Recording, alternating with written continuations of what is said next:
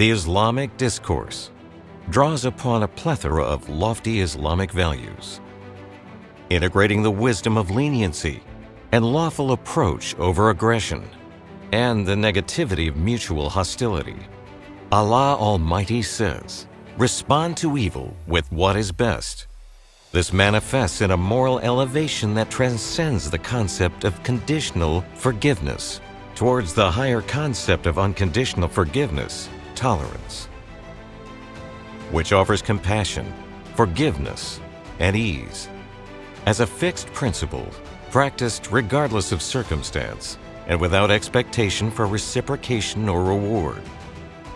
Islam is distinguished by its lofty morals, giving precedence to the value of tolerance over that of forgiveness, and its great merit rooted in the reciprocation of values, while tolerance assumes the initiative, extends mercy, forgives, touching hearts, and uniting people without expecting anything in return.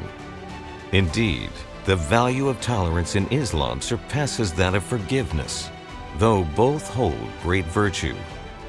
Allah Almighty says, "Forgive with gracious forgiveness." And when our noble prophet, peace upon him, was asked which acts of faith are best, he said, "Patience and tolerance, through kindness, grace, and benevolence." Tolerance is reflected in human interactions as magnanimity, forgiveness, and mercy.